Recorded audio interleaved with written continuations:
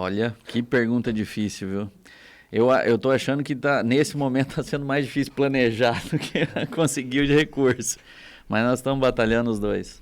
Tem algo que se diz nas mais diversas áreas, de que muitas vezes até existem verbas estaduais e federais que poderiam ser aplicadas, mas que faltam Projetos. projetos planejados para isso. Isso confere?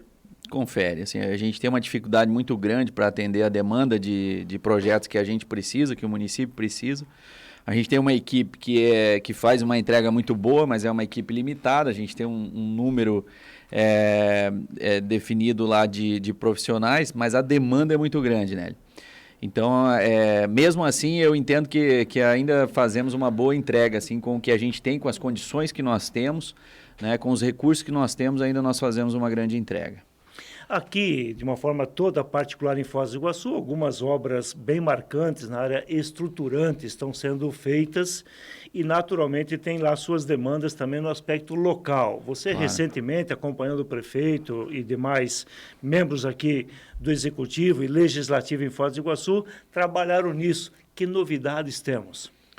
Nós estamos agora focados aí na questão das intervenções que a Perimetral Leste causa no nosso sistema viário, né, através da sua implantação.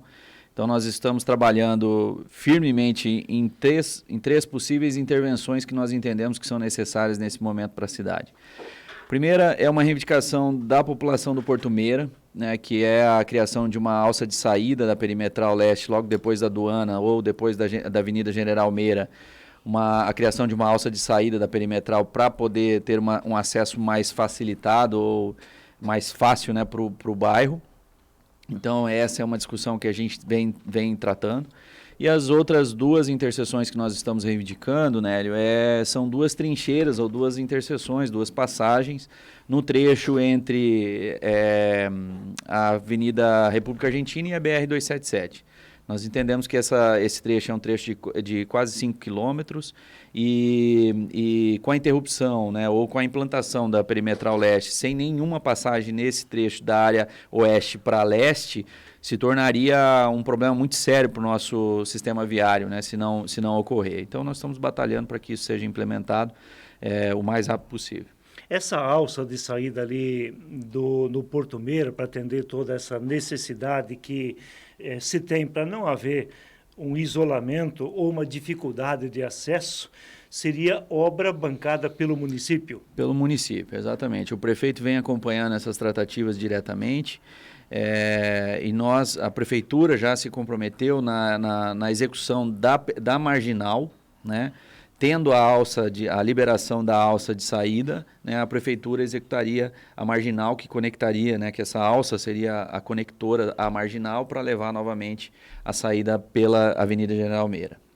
Dante, enquadra conosco o secretário de Planejamento e Captação de Recursos, Leandro Costa. Você encaminha mais questões com o nosso convidado. Tá certo, Leandro. São três, né, intervenções que a Prefeitura pediu já para o DENIT. Isso, são três interseções emergenciais que nós entendemos que são necessárias. Isso, eles já sinalizaram, né?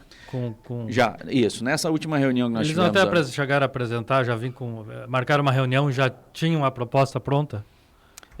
Não, nós estivemos na semana passada na superintendência do DENIT em Curitiba e lá nós levamos essa demanda, né, e eles disseram que estavam fazendo o estudo para poder liberar ou para poder apresentar, né, a possibilidade dessa alça de saída para acesso ao Porto Meira. Então, assim, já é um assunto que é uma demanda que a prefeitura trouxe, né, a gente já vem debatendo isso há um bom tempo, né? E eles entenderam que é factível e que nós podemos apresentar projetos para aprovação, né, do próprio DENIT, né, e fazendo essas intervenções. A fase agora, então, é a Prefeitura apresentar o projeto para o DENIT. Projeto, exatamente. E eles aprovam esse projeto? Tem tempo para isso? Não se estabeleceu o prazo, mas é urgente, assim, né? Tanto a Prefeitura quanto o próprio DENIT tem interesse nessa liberação o mais rápido possível para que ela possa já ocorrer durante a elaboração, a execução da obra da perimetral. né? É importante que a gente consiga desenvolver isso no mesmo tempo, né? Concomitantemente, porque senão depois a gente tem um problema maior e isso vai custar muito mais para o município, né? Seriam trincheiras, dois são trincheiras, né? Isso, 2 são trincheiras, possivelmente trincheiras. É claro que a solução técnica de projeto ainda virá, então a gente precisa, né, analisar isso com mais calma, mas há uma probabilidade que seja 2 trincheiras e a outra é só uma alça, uma saída simples da perimetral para poder conectar a uma marginal. Uma trincheira custaria em torno de o quê? 10 milhões? Não, tem que ser menos que isso, né? Eu acho que vai ser menos que isso. Eu não consigo estimar agora, Dante, porque realmente a gente hoje é muito superficial o estudo técnico que nós apontamos. Na verdade, nós apontamos 2 posições, né, que vão ser colocadas à apreciação agora mais tecnicamente para a gente ver se são viáveis ou não, né? E onde vai gerar menor custo também, né? A gente precisa, uma série de questões que a gente precisa avaliar. Né? É o município que vai construir, né? São recursos do orçamento, é empréstimo da Caixa, como que vocês ainda pretendem? Também não, a gente precisa ter o projeto para ter orçamento e a gente definir onde que nós vamos buscar recursos, como é que vai ser, né? Mas o município está se comprometendo, né, a buscar esses recursos de alguma forma, né, para viabilizar. A obra de construção da ciclovia da General Meira passou pelo planejamento antes de ir para obras? Passou também, passou pelo planejamento. Como você está vendo aquilo ali? Porque a população lá causou polêmica, né? Sim, está causando polêmica. Sim.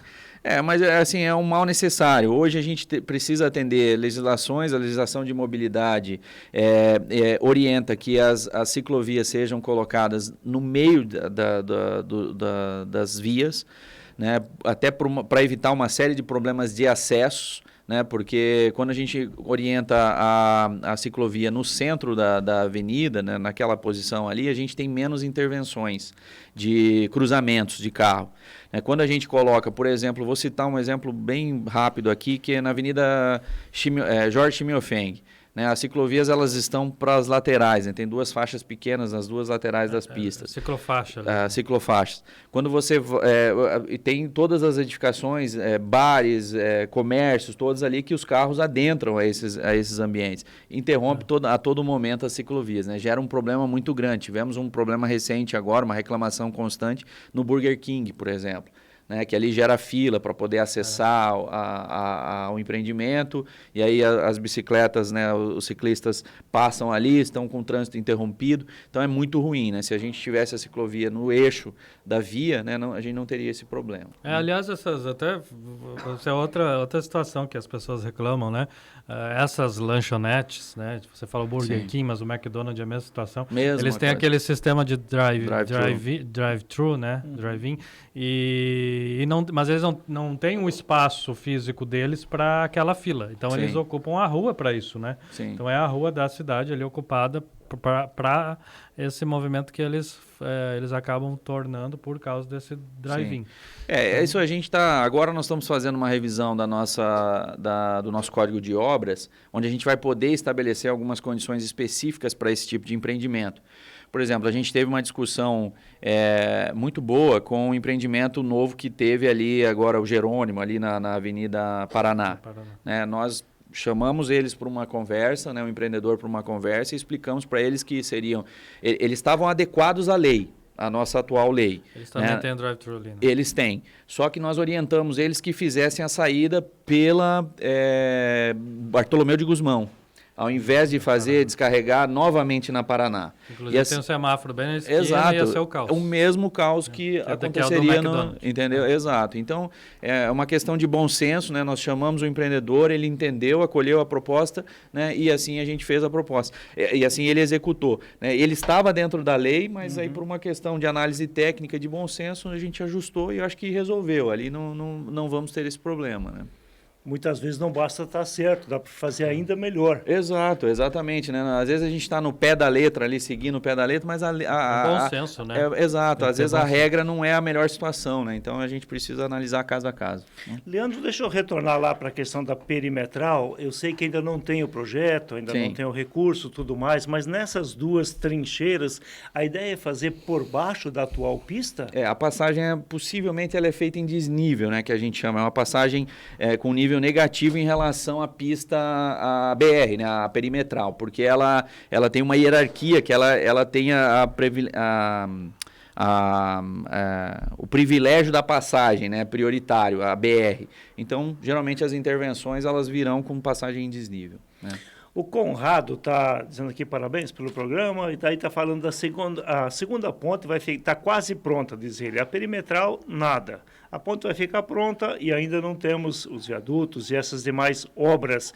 E eu aproveito a colocação dele, tem alguma ideia de prazo, quando deveremos ter ponte concluída? Talvez tenha a informação chegada para vocês, mas principalmente obras da perimetral, quando que devem estar em andamento? Olha, Nélio, eu acho que a prefeitura ela não pode responder pelos prazos, né? Até porque quem deve passar essas informações são o DENIT, a própria concessionária, mas as informações que nós temos, né, nós estamos sempre em reuniões com eles, é que esse trecho até a avenida, até da ponte até o trevo do Carimã ficaria pronto até o final desse ano, né, e o restante da obra até o final do outro ano, do ano que vem. Então essa é a informação, não é oficial, né, mas eu estou passando a informação que nós recebemos, né, na última reunião que estivemos com o Itaipu, com o DENIT, com todos os órgãos envolvidos. Então, mas eu acho que compete, né, de repente, solicitar a essas empresas ou a essas pessoas para que possam informar oficialmente, né, os prazos aí que hoje estão contemplados. Não, claro, muito mais para saber daquilo que vocês, enquanto secretaria, enquanto município, tem que botar em marcha o planejamento e buscar recursos. Né? O nosso interesse é exatamente, claro que a gente tem o interesse que a obra fique pronta, né, o mais rápido possível, né, mas o nosso interesse em saber do cronograma é justamente esse, para que a gente possa se programar para as intervenções que nós precisamos fazer no nosso sistema viário. Se for confirmado, agora no mês que vem, julho, deve ser assinada a ordem de serviço das obras em relação à duplicação da rodovia das Cataratas. O que é que isso mexe em termos municipais, adequações, talvez principalmente a questão de acesso ao aeroporto e assim por diante? Então, Nélia, esse é um outro trabalho que nós vamos fazer a partir de agora. Nós estávamos focados aí nas soluções de revisão do nosso sistema viário em função da implantação da perimetral, mas agora a gente precisa também sentar e analisar a condição da implantação da avenida da BR-469. Porque, só que nós já temos uma visão preliminar de que ela não interfere tanto no nosso sistema viário, ela não gera um impacto tão grande quanto a perimetral gerou, né? Então, assim, por isso que nós estamos, claro, não deixando de lado, mas priorizando nesse momento o estudo da perimetral leste, e agora na sequência, nesse segundo semestre, agora nós vamos trabalhar se existe, se precisa, né, de alguma intervenção maior no nosso sistema viário em relação à implantação da 469. Não é a tua área, não é a tua responsabilidade, mas assim, de novo, pelas reuniões, pelos contatos tidos, você imagina que vai ser como essa duplicação? Faz uma pista, enquanto isso usa outra ali para ir para a região do Parque Nacional, para o aeroporto. Como é que faz uma intervenção importante, necessária, tentando minimizar um pouco o impacto? Veja, para as cataratas o único acesso que nós temos é esse, né? Então, realmente vai ter que se montar uma logística muito bem planejada, né, para a implantação da duplicação. Eu creio que é exatamente isso que você já colocou, né? Eles vão trabalhar em uma pista, né, em uma margem, né, e enquanto a outra está liberada, né, e vão fazendo essa alternância talvez de fluxo, né, hora do lado esquerdo, hora do lado direito, conforme o desenvolvimento da obra. Mas é por aí, né? É por aí. Aliás, a obra como um todo é realmente de tirar o chapéu, né? Muito boa. Uhum. O projeto, eu, assim, também, uma análise superficial que fiz, entendo que o projeto está muito bem resolvido, assim, são uma boa solução, com uma grande infraestrutura implantada, né? Veja, serão três passagens em desnível com retorno, né? A ponte do Rio Tamanduá vai ser refeita, tem o grande viaduto de interseção lá com o aeroporto, né? Então a chegada também ao parque lá, também a rotatória que planejaram, eu entendo que foi muito bem resolvida. Até na questão da fauna, inclusive com passagens para também animais. As passagens de animais, muito bem pensadas, eu acho que foi realmente uma solução adequada. Secretário de Planejamento e Captação de Recursos do município de Foz do Iguaçu, conosco, Dante Quadra. Tá bom. A gente sabe o que é divulgado, quero saber o que a gente não sabe, que está sendo planejado, que pode começar aí daqui a pouco pela intervenções pela cidade, de planejamento, Leandro.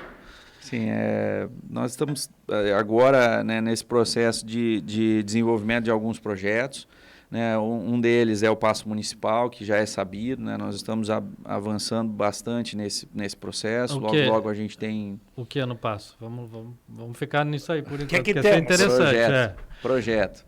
Né, nós estamos avaliando, desenvolvendo o estudo do projeto. Né, a área já está com o município? Ainda não está, mas está bem direcionada. Assim, a gente entende que a área vai ser repassada ao município mesmo, né? A gente teve tratativas recentes aí com a SPU e está bem encaminhado. Né? Então, a gente está mais seguro. Qual é o tamanho dessa área? 57 mil metros, né? É o que nós temos hoje, é o que nós estamos tratando hoje, né, para a implantação. Então, está bem encaminhado.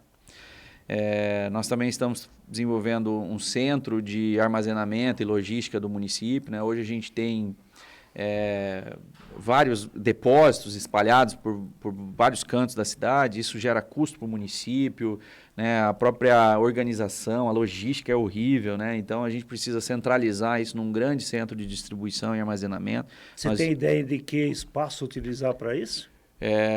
Nós temos a área e estamos desenvolvendo em parceria com a UDC, através do escritório modelo deles, eles estão nos ajudando nesse desenvolvimento. O estudo já está bem avançado, inclusive. Né? Agora a gente está numa fase de revisão do estudo apresentado. E é uma área grande, é uma área bem grande, ocupa aproximadamente 7 mil metros quadrados de área de armazenamento. Onde? No parque industrial, na área industrial. Né? Com acesso à perimetral, né? Para poder a chegada de equipamentos ou de armazenamento, né? E a distribuição interna para a cidade. Então é uma coisa que logo aí o prefeito deve anunciar essa obra também.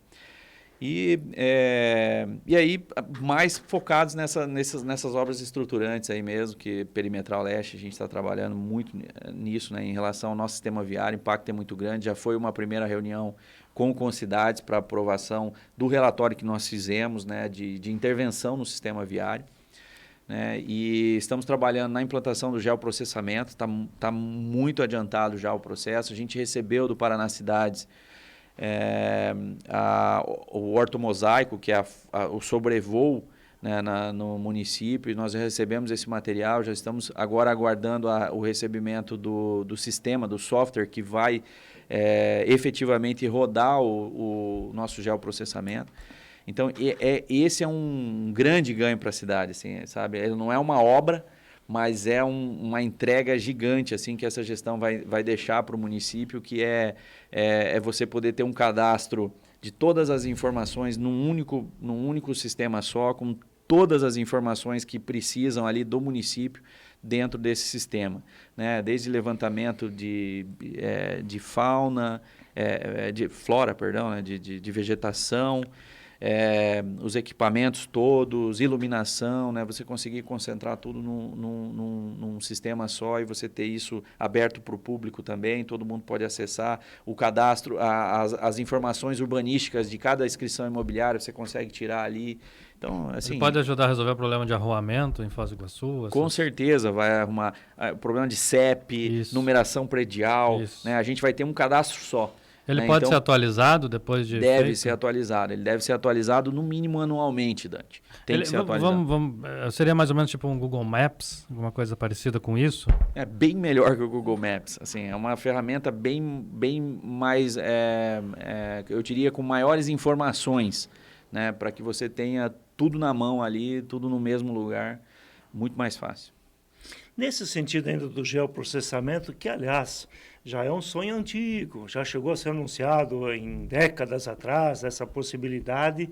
Na ocasião, estava muito mais a intenção de quem estava fazendo em ter dados até para poder fazer a atualização da cobrança de impostos, como IPTU e assim por diante. Chegou a ser feito um geoprocessamento, um arremedo, né? Um arremedo. Geoprocessamento e serviu só para isso. Exato. Aí a pergunta, e óbvio, você é da área mais técnica, como é que equilibra isso dentro de momentos, às vezes, que uma sociedade passa, né? Porque, via de regra, o poder público, vamos lá, vamos ficar aqui com coisas locais, quando houve, tem um desequilíbrio na arrecadação e no custo da taxa de lixo. aumenta a cobrança da taxa de lixo, ponto. Sim, né? sim, Quer dizer, sim. como é que equilibra ter dados técnicos para planejamento, para organização, para encaminhamento, sem única e exclusivamente forçar uma questão de mais cobrança de impostos da população? É importante essa pergunta, Dante, porque, na verdade, o interesse da Secretaria de Planejamento é a gente ter uma atualização cadastral real. Né? É claro que uma coisa ela está ligada diretamente à outra. Né? A partir do momento que se identifica que você tem uma construção, né, que foi ampliada e ela está irregular, né? Por exemplo, o cara construiu uma casa, ele aprovou determinada área, depois ele fez um puxadinho lá, ele ampliou a casa dele e não informou a prefeitura. Ele tinha uma casa de 50 metros quadrados, fez um puxadinho de 200. Exato. Então, esse puxadinho de 200 ele vai aparecer nesse momento. Né? Então, é uma coisa de justiça, eu diria até, né? Assim, se você for avaliar com aquele que está regular pagando seus impostos. Né? Mas o foco hoje do planejamento da nossa secretaria em busca da implantação do geoprocessamento é que a gente tenha realmente o cadastro imobiliário correto. Né? Que a gente tenha as informações corretas para que a gente possa tomar decisões de planejamento futuro. Né? Então, isso é muito importante. É claro que daí depois, tanto o GEL, como ele é um cadastro informativo, eu tenho várias camadas. Né? Depois a Secretaria de Saúde, por exemplo, ela pode usar para que se identifique focos de dengue, por exemplo. Né? Então, são várias ferramentas que ele traz para nós que vai servir para a gestão do município. E, como eu disse, né, as coisas são ligadas diretamente. Né? É inevitável que apareça esse tipo de situação, né, e que daí sim vai refletir lá no bolso daquele cidadão que estava irregular. E aí talvez seja uma questão de Câmara de Vereadores entrar em ação, criar legislação para gradativamente ir corrigindo. Claro, né? Exatamente. É a mesma coisa a questão do IPTU progressivo. Né? Você tem que informar que vai estar acontecendo, né? E nos próximos anos isso vai ser gradativo a cobrança. Então, não dá para se implantar 100% do dia para a noite. Né? Então, aqui em Foz do Iguaçu, IPTU progressivo acho que é meio proibido. Porque faz tempo que se fala nisso, não, mas faz tempo que se ameaça que vai ter... Não, mas está acontecendo. Os proprietários, os terrenos foram notificados. Né? Isso é claro que é um trabalho da Fazenda, da fiscalização, mas muita gente já foi notificada. O engenheiro Adelar Maté está fazendo aqui uma observação sobre a questão aí da duplicação da 469. Ele está perguntando, e de repente você tem a informação, se vai ser, imagino que sim, né?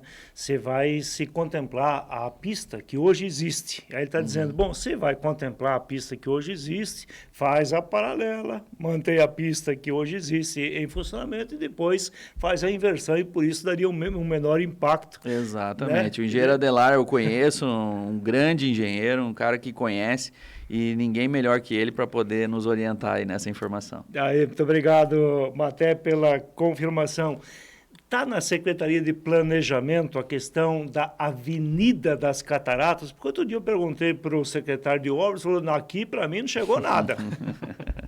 Não, tá sim, está no planejamento. Inclusive nós estamos numa discussão atualmente agora com o núcleo de empresários da Vila Holanda, né, que se reuniram justamente para poder conhecer melhor o projeto, para entender, né, e ver o impacto que vai gerar naqueles comércios ou naquelas propriedades que estão margeando a avenida. Então, a gente está numa discussão muito boa com eles, estamos avançando, esse projeto já foi entregue ao município, se não me engano, podem me corrigir, acho que 2015 ou 2017. E aí nós fizemos uma reunião com esse núcleo, solicitamos uma atualização do projeto, nós encaminhamos a empresa Engemin, que desenvolveu esse projeto à época, né, e solicitamos a eles essas pequenas intervenções que foram feitas junto com esse núcleo. Né? Então, estamos andando, estamos em tratativa, né, para que viabilize. Claro que a gente tem que buscar recursos, né? A gente sabe que o governo do estado tem interesse em aportar recursos para essa rodovia, mas essa é uma tratativa aí que a gente precisa avançar ainda. Até porque, se acontecer, não tiver nenhum entrave jurídico, em julho agora, a ordem de serviço da rodovia das Cataratas, 1 ano e meio para a obra estar concluída. Então, não tem tanto tempo assim para fazer toda a intervenção na sequência da Avenida das Cataratas. Exato, né? Exato. É isso aí. E o que teria nessa obra da avenida? Ela é praticamente uma readequação de via. Assim, ela está subindo naquele trecho, logo que passa o Boici e começa a subir... a principal parte ali, que é a subida ali, tem um desnível muito grande em relação ao passeio público aqui, as edificações estão aqui. A ideia é subir o grid ali para poder dar uma equilibrada nisso, isso vai melhorar bastante a condição da avenida e do comércio em si ali, né? Porque há uma dificuldade de estacionamento, de acesso, é bem complexo, né? Então, acho que essa é uma boa solução, né? Mas é basicamente isso. E daí, tratativa de ciclovia, ciclofaixas, né? Os cruzamentos, as interrupções de passagem de interbairro ali, né? Cruzamento da avenida. Canteiro central, né? Tem toda uma intervenção ali que vai melhorar bastante. Recap também. Sim, pergunto isso porque daí imagino que deve se acontecer depois, então, da perimetral pronta, porque fazer... Não dá para fazer agora. Não, aí para botar caminhão em cima não dá, né? Não dá, tem que aguardar. Dúvida. Tem esse tempo aí que precisa ser compatibilizado também. Planejamento passa praticamente tudo. A questão do Porto Seco e do novo local que vai também, passa alguma coisa pela tua secretaria? O que passa para nós são os pedidos de viabilidade de áreas. Né? A gente aguarda, né, as empresas que se interessarem lá em se qualificar para esse certame, eles vão ter que fazer o recurso à Secretaria de Planejamento para essa análise de viabilidade de implantação. Mas a localização já está pré-definida, que ficaria à margem direita de quem vai de Foz a Santa Terezinha de Itaipu, da BR-277? É uma tendência porque é o lado de acesso, né? Mas não que isso é regra, né? Que ela tem que ficar para o lado direito, entendeu, Nélio? Vai depender da proposta que os interessados colocarem, né, para apreciação da Prefeitura. Nas escolas municipais havia a proposta de fazer todo um esquema lá de painéis fotovoltaicos e fazer com que essa energia fosse gerada assim. Mas aí se esbarrou em escolas que estão há 50 anos do município, mas o terreno, né, do município, é do Estado, outras que não têm estrutura para isso. Como é que está esse projeto? É importante esse assunto, Nélio, porque é o seguinte, hoje nenhuma obra ou nenhuma reforma, nenhuma nova estrutura, equipamento público do município, ele é feito sem a devida aprovação, o trâmite de regularização do lote, né, de propriedade do lote. Então, nós não deixamos construir, uma vez que a gente até poderia, governos passados fizeram muito isso, construíram, né, sem emissão de alvará, sem aprovação de bombeiro, né, sem adequação do terreno propriamente dito, assim, de construir. A gente tem situações de equipamentos públicos que estão construídos em metade no lote do Estado, metade no lote do município. Como é que eu faço para regularizar isso? Entendeu, Nelly? É um parto para eu conseguir regularizar. É uma evasão isso. Não é uma evasão porque há o acordo, né? Porque há o acordo entre as partes, né? Mas, para eu hoje fazer uma ampliação num equipamento, por exemplo, uma reforma qualquer, num equipamento que está nessa situação, eu preciso regularizar o terreno. É a primeira coisa que eu tenho que fazer. E nem sempre isso se resolve da noite para o dia, né? Eu preciso de uma anuência, de uma cessão, de uma doação, né, da área. Então, é muito burocrático, é muito difícil, né? Mas hoje, uma coisa que eu falo de peito aberto, hoje a Secretaria de Planejamento, né, ou a gestão, hoje não permite que nenhuma obra nova, todas essas obras que estão sendo inauguradas, elas estão 100% regularizadas documentalmente, com alvará de construção, com alvará de bombeiro, né? Você imagine construir uma escola sem alvará de construção, sem alvará de bombeiro, né? Olha o risco que a gente coloca as pessoas, as crianças, as nossas crianças, né? Então, hoje a gente tem essa segurança, né, de que quando a criança está lá na escola, ela está protegida, né, da forma que a lei manda, né? Então, isso é muito importante. Até me lembro de 2 prédios públicos, aquilo que você chama de equipamento público, né? Sim. A Fundação Municipal, a Fundação de Cultura está num prédio que é do governo do Estado. Está se tentando, e lá você faz as audiências públicas ali e não tem acesso, né, a nenhum nenhuma pessoa que tenha deficiência... Acessibilidade, né? Acessibilidade. Terrível. Posto de saúde, né? O UBS lá da Vila Yolanda, também não sei se já conseguiram resolver, que também era a mesma coisa. Também estamos resolvendo lá. Mas faz anos, né? Que Sim, o terreno é do Estado e o prédio é do município. A gente está nessa tratativa aí, a gente elencou uma série de equipamentos ou de prédios que estão com esse problema e nós estamos fazendo a tratativa junto com o governo do Estado para que a gente consiga realmente sanar isso, né? E a gente possa entregar ao final dessa gestão, pelo menos, essa documentação regularizada, né, Nélio? Porque para a próxima gestão aí fique muito mais fácil, né, de poder gerir esses equipamentos. Da forma desordenada como a cidade de Foz do Iguaçu foi crescendo, né? E hoje nós temos a maior parte das ruas, inclusive, já com pavimentação asfáltica, mas muitas delas não têm espaço para calçada, não tem espaço para o pedestre, outras são extremamente estreitas. Como é que pode se pensar num processo que imagino que é de longo prazo, mas para começar a resolver esses gargalos? Olha, a gente tem, por exemplo, uma briga gigante que hoje a gente identifica ou que a gente analisa no nosso sistema viário, por exemplo, é essa alternância de legislação permitindo abertura maior ou menor de caixas de rua, né? É incrível, assim, sabe? A cada 4, 5 anos, 2 anos, muda a legislação e aí vem novos loteamentos com uma caixa de rua de um tamanho, a outra de outro tamanho. E daí você vai criando uma sanfona, assim, abre e fecha, né? A mesma via que atravessa norte-sul, ela tem vários tamanhos de caixa.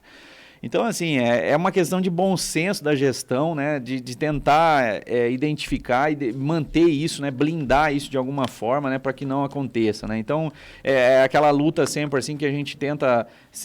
Enquanto a minha época antes, enquanto presidente de ACIF, presidente de AF, né? Que eu brigava muito para que os cargos fossem técnicos, né, para que os secretários, né, os secretariados fossem cargos técnicos para que tenham essa visão, né, e que possa discutir tecnicamente esse tipo de coisa, né, porque quando a gente não tem a discussão técnica, a gente acaba perdendo muito, né, por questões talvez de interesses particulares ou políticos, né, e a gente perde a questão técnica e acaba gerando um problema urbanístico para a cidade. Para a gente fechar, vou fazer aqui uma suíte, eu fazer uma segunda parte da pergunta que o Dante já fez no começo para você. Eu não respondi? Não, você respondeu. Fugi eu acho que você respondeu insatisfatoriamente. Então vamos responder, manda lá. Que outras coisas mais, além daquelas que você já contou, que estão em andamento de planejamento, que podem pintar na sequência? Eu tenho uma aqui, mas assim, nós estamos buscando a viabilidade, que é uma ideia, né? Hoje a gente tem a duplicação da 469. Né, a gente tem o projeto do trecho da Avenida das Cataratas, do trecho urbano, que está em tratativa. Nós temos, depois do viaduto da JK, a gente tem o cuidado já e a manutenção que vem sendo feita pela Itaipu, né, da Tancredo Neves. Né, tem toda lá, eles mudando a iluminação, fazendo a ciclovia, né, tá todo o cuidado que já vem sendo feito. A gente tem um gap entre a Avenida das Cataratas, trecho urbano, e a Avenida da Tancredo Neves. E nossa intenção é fazer uma transformação, uma requalificação da Avenida JK, transformando ela numa Avenida Parque, né, fazendo um grande eixo, né, que vai ser saindo da 469 lá das Cataratas, né, toda duplicada, melhorada, o trecho da Avenida das Cataratas, trecho urbano também requalificado.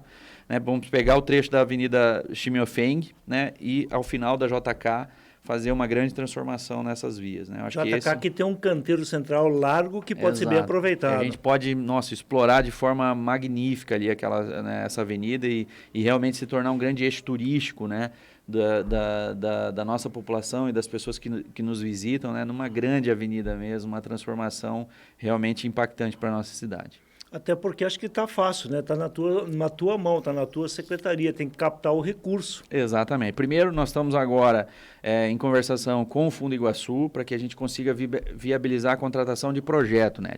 O Fundo Iguaçu é um grande parceiro, está nos ajudando com isso, né? Tem um recurso já pré-definido para isso e está nos ajudando com esse processo agora.